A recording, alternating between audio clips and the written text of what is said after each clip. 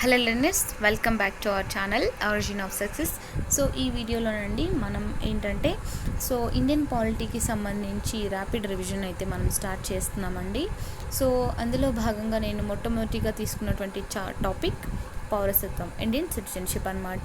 So ఈ సిటిజన్షిప్కి సంబంధించినటువంటి మన కాన్స్టిట్యూషన్లో ఆర్టికల్ 5 నుండి 11 వరకు కూడా డిస్కస్ చేయడం అయితే జరుగుతుందన్నమాట. ఓకే, సో ఈ వీడియోస్ అనేది పర్టికులర్లీ నేను చెప్తున్నానండి. సో ఈ వీడియోస్ అనేది ఎవరైతే పాలిటిక్ కంప్లీట్ అయి ఉంటుందో, ఎవరైతే రివిజన్ చేస్తున్నారో వాళ్ళకి వెరీ వెరీ యూస్ఫుల్గా ఉంటుందండి.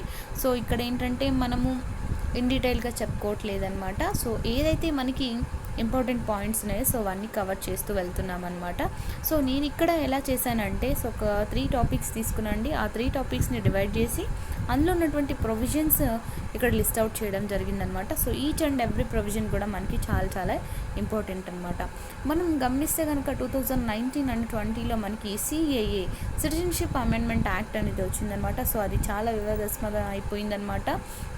సో దట్ ఆ పర్టిక్యులర్ పాయింట్లో మనం ఏం చూసుకోవాలి అంటే కరెంట్గా ఏమొచ్చింది అండ్ స్టాటిక్గా ఏముంది. సో కరెంట్ని బేస్ చేసుకొని స్టాటిక్ని అడుగుతారనమాట. సో దట్ అట్లాంటప్పుడు మనం స్టాటిక్లో పర్ఫెక్ట్ ఉండాలి అండ్ కరెంట్ అఫైర్స్లో కూడా పర్ఫెక్ట్గా ఉండాలన్నమాట. సో సిటిజన్షిప్ అనేది మనకి చాలా చాలా ఇంపార్టెంట్ అనేటువంటి టాపిక్ అనమాట. సో ఇక్కడ చూడండి, నేను ఇక్కడ పౌరసత్వం అని చెప్పేసి ఆర్టికల్ 5 నుండి 11 వరకు కూడా డిస్కస్ చేయడం జరుగుతుంది. ఓకేనా. సో ఇక్కడ నేను ఆర్టికల్స్, ఆ తర్వాత ఈ సిటిజన్షిప్ని ఎలా అక్వైర్ చేసుకోవచ్చు అండ్ ఈ సిటిజన్షిప్ని ఎలా రద్దు చేసేటువంటి పద్ధతులు ఏంటి. సో ఈ 3 టాపిక్స్ని తీసుకొని నేను ఇక్కడ నోట్స్ అనేది ప్రిపేర్ చేసుకోవడం జరిగిందండి. సో ఈ నోట్స్ అనేది Laxmikanth plus my class notes అనమాట. ఓకేనా. సో ఈ రెండింటిని సమరైజ్ చేసి నేను రాసుకున్నటువంటి షార్ట్ నోట్స్ అనమాట. ఓకే, సో మరి ఇక మన క్లాస్ని స్టార్ట్ చేసేద్దామండి. సో ఫస్ట్ నేను ఈ టాపిక్ తీసుకుంటున్నానంటే, మనం ఇక్కడ ఆర్టికల్స్ చెప్పుకున్నాం కదా, మరి ఆర్టికల్స్ ఈ పౌరసత్వం గురించి ఏం చెప్తున్నాయి అంటే, సో ఫస్ట్ మనం ఆర్టికల్ 5 గురించి తెలుసుకుందామండి. సో ఈ ఆర్టికల్ 5 ఏంటంటే ఇది ఒక ఇనీషియల్ సిటిజన్షిప్ అనమాట. ఎప్పుడంటే ఇది 26 జనవరి 1915 నాడు ఎవరైతే జన్మించి ఉంటారో వాళ్ళందరూ కూడా ఎవరవుతారంటే ఇండియన్ సిటిజన్సే అవుతారనమాట. ఓకే, అండ్ నెక్స్ట్ విదేశాల్లో పుట్టిన వాళ్ళు ఏంటంటే వాళ్ళ పేరెంట్స్ ఇండియన్స్ అయితే కూడా వాళ్ళు కూడా ఏంటంటే సిటిజన్సే అవుతారనమాట.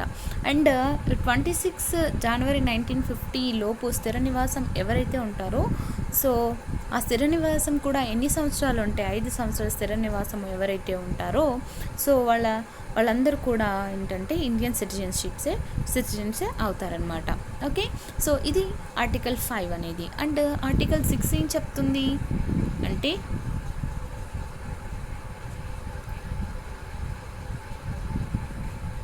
ఆర్టికల్ 6 ఏం చెప్తుందో చూడండి.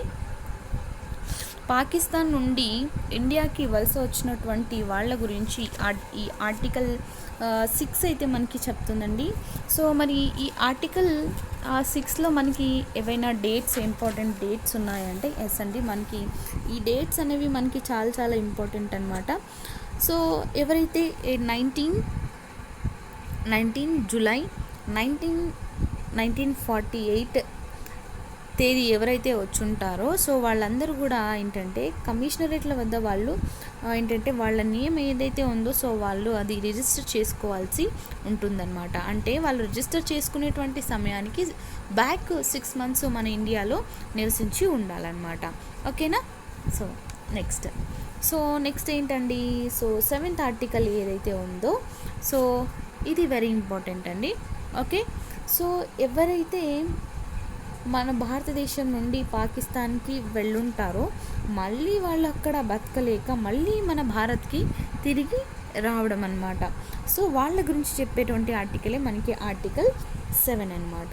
ఓకే, ఎవరైతే అలా ఎప్పుడు ఇక్కడ date very important, March 1, 1947 before అనమాట. ఓకే, అట్లా అంటే అప్పుడు ఏం చేయాలి అంటే వాళ్ళు ఖచ్చితంగా రిజిస్టర్ చేసుకోవాలన్నమాట. అంతకన్నా ముందుగా 6 మంత్స్ వాళ్ళు మన ఇండియాలో నివసించి ఉండాలి. ఓకే, నెక్స్ట్ ఆ తర్వాత ఏంటండి మనకి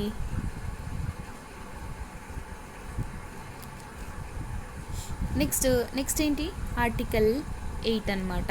సో ఈ ఆర్టికల్ 8 ఏం చెప్తుంది అంటే మనకి సో విదేశాల్లో నివసించేటువంటి ఎవరైతే ఇండియన్ ఆరిజిన్స్ ఉన్నారో సో వాళ్ళ యొక్క సిటిజన్షిప్ యొక్క రైట్స్ గురించి ఈ ఆర్టికల్ 8 అయితే చెప్తుందన్నమాట.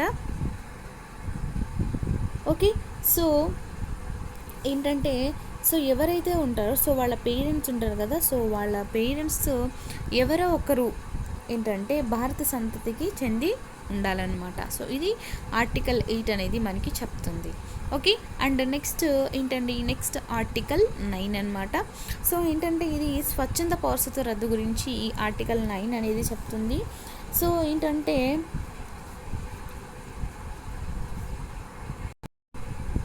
ఒక వ్యక్తి అంటే ఒక పర్సన్ వేరే కంట్రీ యొక్క సిటిజన్షిప్ తీసుకుంటే సో వెంటనే మన ఇండియన్ సిటిజన్షిప్ ఏదైతే ఉందో సో అది అనేది రద్దు అయిపోతుందన్నమాట. సో అది మనకి ఆర్టికల్ 9 అనేది చెప్తుందన్నమాట. అండ్ ఆర్టికల్ 10 ఏం చెప్తుంది మనకి అంటే భారత పౌరసత్వం శాశ్వతం. అంటే ఏంటంటే సో భారతీయుడు ఎప్పటికీ కూడా భారతీయుడే. సో అంటే ఏంటంటే మన భారత పౌరసత్వము శాశ్వతత్వాన్ని కలిగి ఉంటుందన్నమాట. సో ఇది ఆర్టికల్ 10 చెప్తుంది. ఓకే, సో ఆర్టికల్ 11 ఏం చెప్తుంది? వెరీ ఇంపార్టెంట్ ఆర్టికల్ అండి ఇది. సో మన ఇండియన్ సిటిజన్షిప్కి సంబంధించి ఏవైనా యాక్ట్స్ అంటే అమెండ్మెంట్స్ ఏమైనా తీసుకురావాలన్నా కూడా కంప్లీట్లీ రైట్ ఎవరికి ఉంటుందంటే సో పార్లమెంట్కి మాత్రమే ఉంటుందన్నమాట. సో ఇవి అండి మనకి వెరీ ఇంపార్టెంట్ అయినటువంటి ఆర్టికల్స్. నౌ ఇప్పుడు ఏం చేద్దామంటే మనం సో ఈ సిటిజన్షిప్ ఉంది కదా, మరి ఈ సిటిజన్షిప్ని పొందేటువంటి పద్ధతులు ఏంటి? సో వాటి గురించి మనం ఇప్పుడు చూద్దాం. ఓకే, సో మరి సో మొట్టమొదటిది ఏంటంటే బై బర్త్ అనమాట. సో ఏంటంటే జన్మత లేదా పుట్టుకతో పౌరసత్వం. సో ఇక్కడ చూడండి, ఇక్కడ ఏంటంటే నేను ఇక్కడ డేట్ అనేది మెన్షన్ చేశానండి. ఏంటంటే 26 జనవరి 1915 టు 1 జూలై 1987 అనమాట. సో ఈలోపు ఏంటంటే ఇండియాలో పుట్టినటువంటి ప్రతి వ్యక్తి మన ఇండియన్ సిటిజన్నే అవుతాడనమాట. సో దీన్నే అంటారు, ఈ లాటిన్ భాషలో అంటారు, ఏమంటారంటే జస్సోలి అని చెప్పేసి అంటారనమాట. సో జస్సోలి అంటే ఏంటంటే జన్మించిన ప్రాంతం ఆధారంగా పౌరసత్వాన్ని పొందేటువంటి ఒక ఇదనమాట. ఓకే, అండ్ నెక్స్ట్ అయితే ఇక్కడ ఏంటంటే జూలై 1987 తర్వాత ఏంటంటే సో విదేశాల్లో సో ఈ జూలై 1 1987 తర్వాత ఎవరైతే పుట్టుంటారో సో వాళ్ళకి ఇండియన్ సిటిజన్షిప్ కావాలంటే సో వాళ్ళ పేరెంట్స్ ఇద్దరూ కూడా ఇండియన్ సిటిజన్సే అవ్వాలి అని చెప్పేసి ఇక్కడ చెప్తున్నారనమాట. ఓకే, ఆ తర్వాత 2004 ఆ సవరణ తర్వాత ఏం జరిగిందంటే సో ఇక్కడ డేట్ మెన్షన్ చేశాను చూడండి, 3 డిసెంబర్ 2004 తర్వాత పేరెంట్స్లో ఎవరో ఒకరు, సో ఇంతకుముందు మనం ఏం చెప్పాం, ఇద్దరు కూడా ఇండియన్ సిటిజన్సే అవ్వాలి, కానీ ఈ అమెండ్మెంట్ ద్వారా పేరెంట్స్లో ఎవరో ఒకరు ఇండియన్ సిటిజన్ అయితే సరిపోతుందన్నమాట. సో ఒక వ్యక్తి బై బర్త్ ద్వారా ఈ విధంగా ఇండియన్ సిటిజన్షిప్ని అయితే పొందొచ్చు అనమాట. ఓకేనా, అండ్ నెక్స్ట్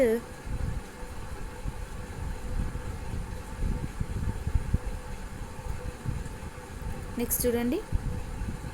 సో ఆ తర్వాత బై డిసెంట్ అంటే ఏంటండి? బై డిసెంట్ అంటే వారసత్వరీత్యా పౌరసత్వం అనమాట.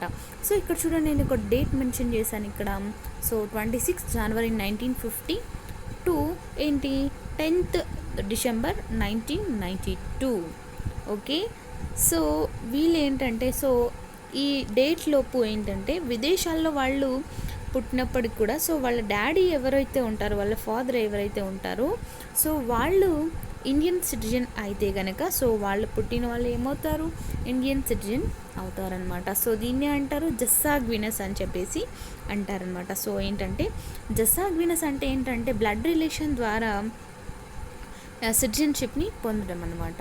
ఓకేనా. ఆ తర్వాత మరి బాగుంది, ఇక్కడ ఒక డేట్ చెప్పారు. మరి ఆ డేట్ తర్వాత ఏదైతే 10 డిసెంబర్ 1992 ఉందో ఆ డేట్ తర్వాత పుట్టిన వాళ్ళ పరిస్థితి ఏంటి, వాళ్ళకి సిటిజన్షిప్ ఎలా అంటే సో దానికి కూడా ఇచ్చారనమాట. ఏంటంటే సో ఈ డిసెంబర్ 10, 1992 తర్వాత ఎవరైతే జన్మిస్తారో సో వాళ్ళ పేరెంట్స్లో ఎవరో ఒకరు ఇండియన్ సిటిజన్ అయితే చాలు. సో వాళ్ళకి ఆటోమేటిక్గా ఏమొస్తుంది, ఇండియన్ సిటిజన్షిప్ వస్తుందన్నమాట. After the amendment, so amendment ఏంటంటే 13 డిసెంబర్ 2004 తర్వాత పుట్టిన వాళ్ళు ఏంటంటే సో ఎవరైతే ఉంటారో సో వాళ్ళు ఇండియన్ కాన్సులేట్ వద్ద రిజిస్టర్ చేయించుకోవాల్సి ఉంటుందన్నమాట వితిన్ 1 year లోపు. ఓకే. అండ్ నెక్స్ట్ ఏంటండి, ఆ తర్వాత బై రిజిస్ట్రేషన్. సో రిజిస్ట్రేషన్ ద్వారా సిటిజన్షిప్ని పొందడం అన్నమాట. సో వీళ్ళు ఎవరైనా కూడా సో ఎవరైనా విదేశాల్లో ఉంటే అంటే ఎవరు ఇండియన్ ఆరిజిన్ వాళ్ళు ఉంటే కనుక సో వాళ్ళు ఏంటంటే మన ఇండియన్ సిటిజన్షిప్ యాక్ట్ ప్రకారంగా ఏంటంటే చూడండి, ఇండియన్ సిటిజన్షిప్ యాక్ట్ ప్రకారంగా సెక్షన్ 5 సబ్ క్లాస్ 1A ప్రకారంగా సో వాళ్ళు రిజిస్టర్ చేయించుకోవాల్సి ఉంటుందన్నమాట. అండ్ నెక్స్ట్ ఏంటంటే సో ఇండియన్ సిటిజన్ని వివాహం చేసుకున్నటువంటి ఎవరైనా వేరే దేశం వాళ్ళు ఏం చేయాలంటే సో మన ఇండియన్ సిటిజన్షిప్ యాక్ట్ 1955 ప్రకారంగా సో 5(1)(c) ప్రకారంగా సో రిజిస్టర్ అయితే చేసుకోవాల్సి ఉంటుందన్నమాట. సో మొత్తంగా మనకి 5(1)(a), 5(1)(c) సో ఇవన్నీ మనకి వెరీ ఇంపార్టెంట్ అండి. ఓకేనా. సో ఇక్కడ ఏంటంటే సో చూడండి ఇక్కడ సో ఎవరైతే ఇప్పుడు రిజిస్టర్ చేయించుకోవాలనుకుంటారో అంటే రిజిస్ట్రేషన్ చేసుకోవాలనుకుంటారో సో వాళ్ళు ఏంటంటే సో రిజిస్టర్ డేట్కి ముందు 12 months మన ఇండియాలో నివసించి ఉండాలన్నమాట. సో అర్థమవుతుందా అండి. సో 12 months మన ఇండియాలో నివసించి ఉండాలన్నమాట. ఆ 12 monthsకి బిఫోర్ 8 సంవత్సరాలు ఉంటాయి కదా, ఆ 8 సంవత్సరాల్లో 6 సంవత్సరాలు మన ఇండియాలో నివసించి ఉండాలి. అంటే మొత్తంగా అదో 12 నెలలు, ఇదొక 6 సంవత్సరాలు. సో మొత్తంగా ఎంత అవుతుందండి, 7 సంవత్సరాలు మన భారతదేశంలో నివసించి ఉండాలన్నమాట. ఓకేనా. అండ్ ఆ తర్వాత నెక్స్ట్ అండి బై న్యాచురలైజేషన్ అంటే సహజీకృత పద్ధతి ద్వారా సిటిజన్షిప్ని పొందడం అన్నమాట. ఓకేనా. అండ్ నెక్స్ట్ సో ఏంటంటే ఇక్కడ ఏంటంటే అంటే వేరే దేశం వ్యక్తి ఉంటాడనమాట. సో మన దేశం పట్ల అంటే మన దేశం అంటే ఇష్టం, ప్రేమ, సో ఈ అభిమానాలతో సిటిజన్షిప్ని కూడా పొందొచ్చు అనమాట.